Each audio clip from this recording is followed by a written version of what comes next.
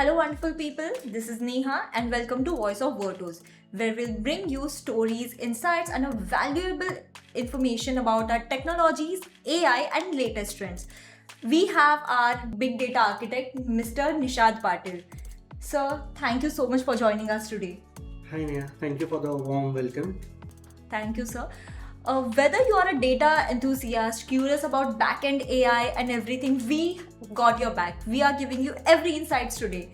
So let's get started.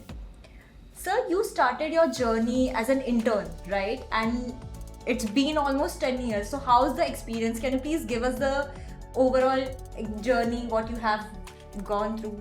Yes, so I started as an intern back in 2016. So जब हम लोग college pass out करते हैं तो वी ऑलवेज ड्रीम कि एक अच्छा जॉब मिलना चाहिए and then we just go out and hunt for jobs everywhere.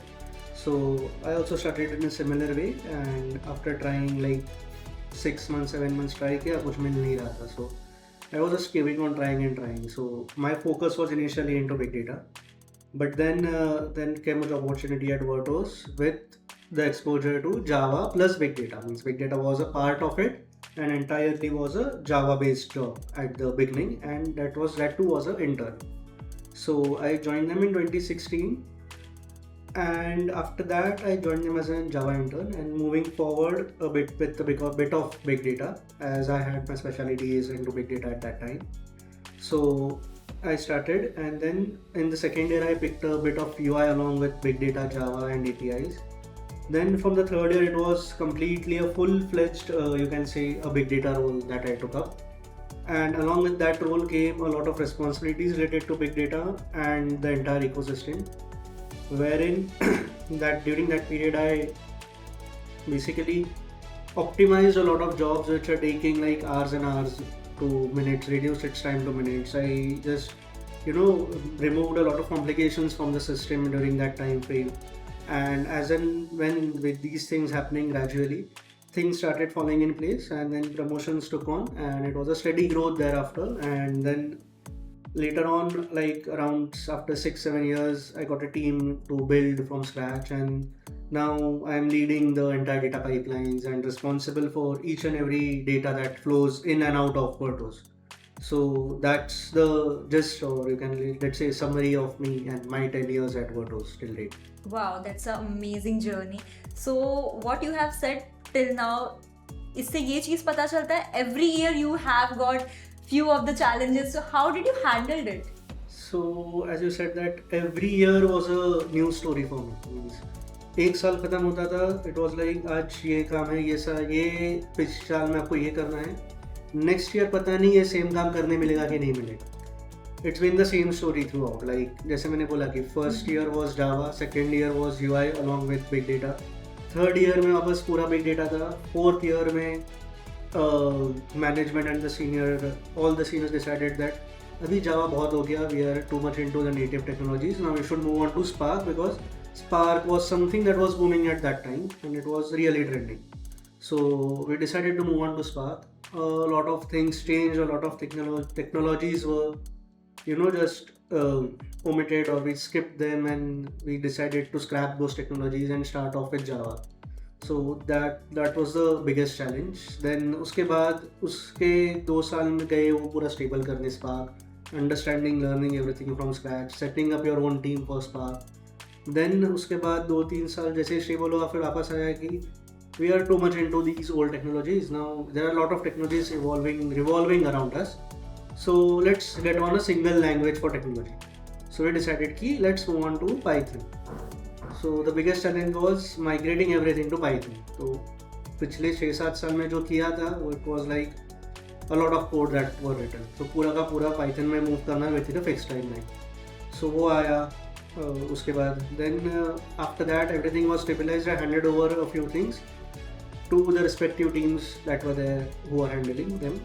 Cluster big data, cluster hardware hand over किया गया, and then currently उसके बाद फिर management ने बोला now the data side is stabilized, now you need to look into BI because we need analytics of our data that we have. So now I am looking after the entire data pipelines, and abhi BI bhi hai additionally. So that's how it is. Wow, so every year new learnings Yes. and different journeys. Yes. That's amazing. So for our listeners who might be familiar with the data science but less so with the architecture, right? So could you please break down what a big data architect actually does day to day, and how do you actually balance the technical side of maintaining pipelines with, strategic side of business? So a key role of big data architect is like you have to be in close coordination with the business teams and the technical team as well.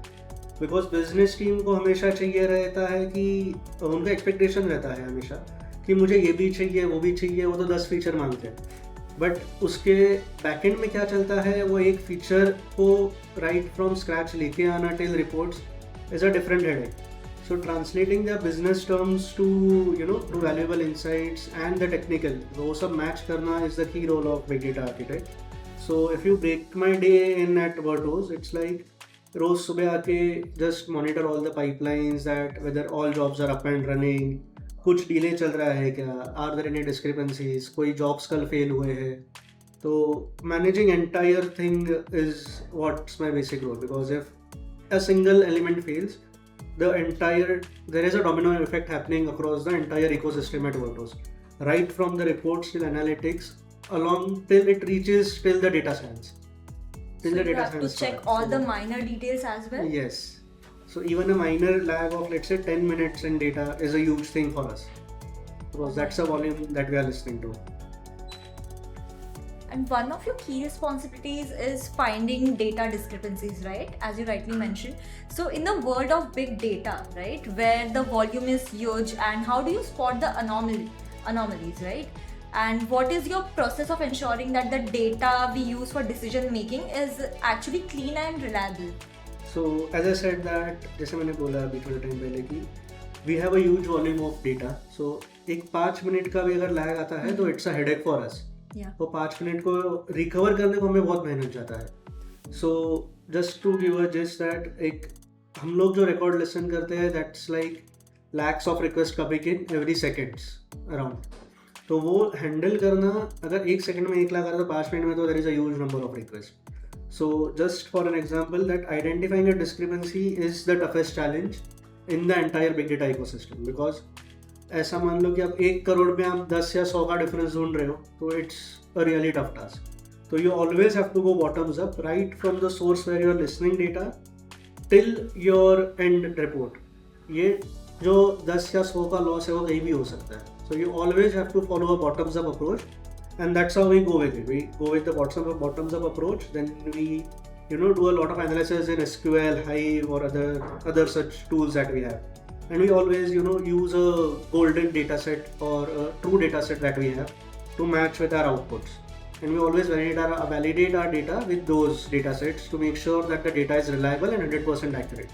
And we also conduct audits, occasional audits, wherein we just check that the data at my source and my reports is exactly matching or not. So that's something that we perform out of the way as well. And what kind of tools do you usually use for this?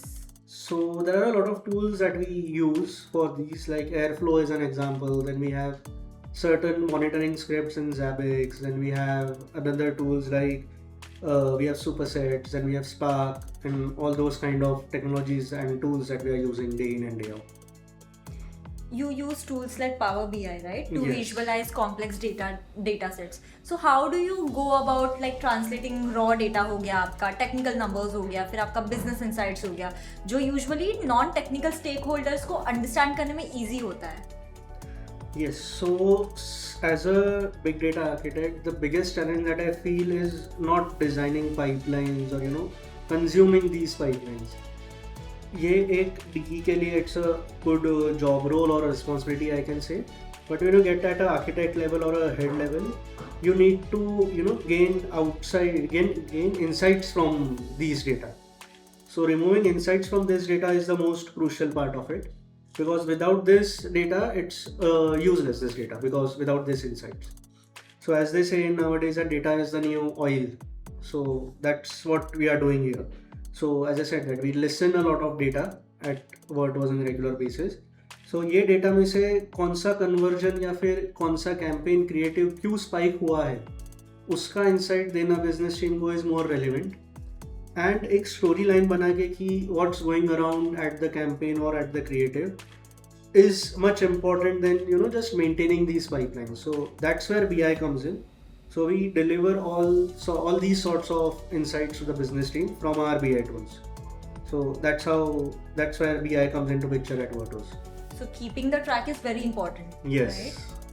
And you mentioned that we are currently building our own ADX AI implementation, right? And can you give the BTS look at this project? Like, what specific problems is the tool solving for Virtuos? Yes. So if you look at any ADX ecosystem or a exchange ecosystem, the biggest challenge here is mapping the right publisher to the advertiser.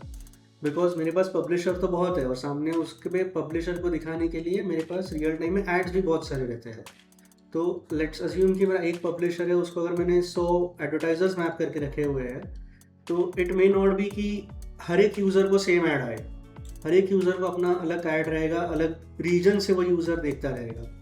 तो publisher and पे it is like publisher aspects कि मुझे तो हर मेरे page load पे एक add आना ही चाहिए, एंड एडवर्टाइज़र का एक्सपेक्टेशन रहता है कि मुझे कम से कम कॉस्ट में सबसे ज़्यादा इंप्रेशंस डिलीवर करने हैं. करेक्ट. सो यहाँ पे we are getting in AIs in place. जो ये मैनुअल एफर्ट है पब्लिशर टू एडवर्टाइजर मैपिंग का, ये पूरा अभी AI रिप्लेस करेगा. लाइक अगर मेरा एक पब्लिशर है और सामने मेरे 10 एडवर्टाइजर्स है, तो AI विल डिसाइड कि कौन सा पब्लिशर का रिक्वेस्ट कौन सा एडवर्टाइजर को जाएगा. So that's where we are bringing AI into picture. Then again we are getting AI into picture where in AI is deciding that what price we should bid and at what price the publisher should accept the bid. So that makes a win-win situation for both publisher and advertiser as well. So do you think AI will take over this? AI won't take over completely because manual intervention तो हमेशा रहेगा ही, because no matter what AI models you make, AI models also needs a manual interventions over there. So with AI automating so much of data analysis, right? So how do you see the role of data architect changing? The role of data architect would not change as per me in a big role, or AI won't have that impact on the big data architect role, because what AI would give you is a generic data pipelines or a generic set of tools or ways of handling the data. But the role of big data architect is that understand the data what we have, what pace the data is coming in, what kind of data is coming in, and you have to build your pipelines and architectures around that data that you have. So AI won't be able to replace it completely, yes, but I'm sure that AI would help us, and AI would help us majorly on monitoring and governance part of the data pipelines rather than creating data pipelines. So you mean both are important, even AI and manual touch both are important? Yes, at exactly. the same time. Yes. So you have successfully navigated 10 plus years in the fast changing industry. So what advice would you like to give to your junior who are actually looking कि हमें कुछ अच्छे valuable insights मिले, right? Yes. So for juniors it's like आपका जो fundamentals है, जो basic fundamentals है programming के, that should be clear. अगर आपके fundamentals clear नहीं है तो you will struggle in the long run. You might crack down at your early stages of the career, but then in the long run, like 2 साल 3 साल के बाद, you will struggle a lot. So I have seen a lot of interns or college pass outs joining in with huge projects and huge goals, and they have a broad vision and उनको बहुत सारी advanced चीज़ें पता रहती है, but when you jump into basics, the basics are not clear. So clearing your basic concepts in data analytics, the engineering side, the OOPS concepts and all those things, it's it's really a stepping stone to your success. So you need to focus more on the basics rather than going on to the advanced stages. That's a wonderful advice from your end. Thank you for your valuable insight, your time. I hope you enjoyed the episode as much as we did. We'll get back to you with amazing episodes soon. Thank you.